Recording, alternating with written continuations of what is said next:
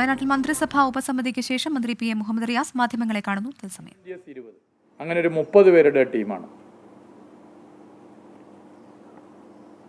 പിന്നെ പൂക്കോട്ടുമന മുതൽ ചാലിയാർ മുക്ക് വരെയാണ് 4ാമത്തെ സെക്ടർ.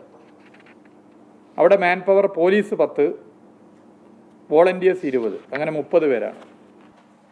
5 സെക്ടറുകളായിട്ടാണ്. 5ാമത്തെ സെക്ടർ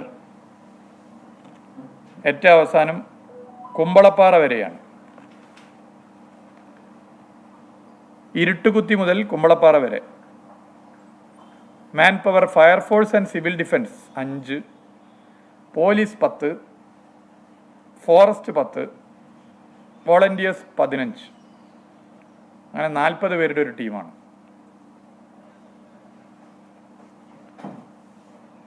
ചാലിയാറിൽ തുടർച്ചയായ പരിശോധന നടത്തിയാണ്.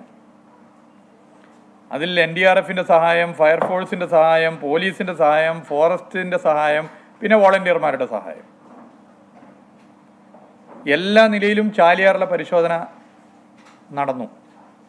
എന്നാൽ ഇനിയും നമ്മൾ ഈ നിലയിലൊരു പരിശോധന നടത്തുകയാണ്.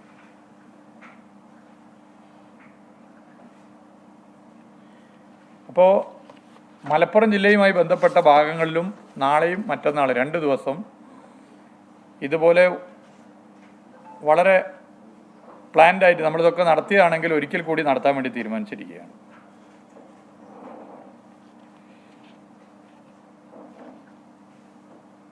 ഇതാണ് തെരച്ചിലുമായി ബന്ധപ്പെട്ട് പറയാനുള്ളത്. ഇന്നത്തെ അനുഭവങ്ങൾ നമ്മുടെ മുമ്പിലുണ്ട്, നിങ്ങളുടെ മുമ്പിലുമുണ്ട്. പിന്നെ താൽക്കാലിക പുനരധിവാസമാണ്.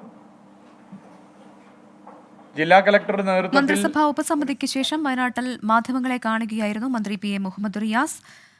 ഇന്നത്തെ തിരച്ചിലിൽ 229 മരണമാണ് സ്ഥിരീകരിച്ചിരിക്കുന്നത്. ഇന്ന് 3 ശരീരഭാഗങ്ങൾ കൂടി കണ്ടെത്താനായിട്ടുണ്ട്. 5 സോണുകളാക്കി തിരിച്ചുകൊണ്ട് തിരച്ചിൽ ഇനിയും തുടരും. ജനങ്ങളുടെ തന്നെ നാട്ടിലെ ജനങ്ങളുടെ തന്നെ ആവശ്യമായിരുന്നു ജനകീയ തിരച്ചിൽ.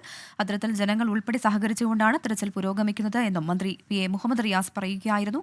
നാളെയും മറ്റന്നാളും സമാനമായ രീതിയിൽ തിരച്ചിൽ തുടരും. ഒപ്പം ചാലിയാറിന്റെ ഭാഗങ്ങളിലും കൂടുതൽ തിരച്ചിൽ ഉണ്ടാകുമെന്നും മന്ത്രി പറയുകയായിരുന്നു.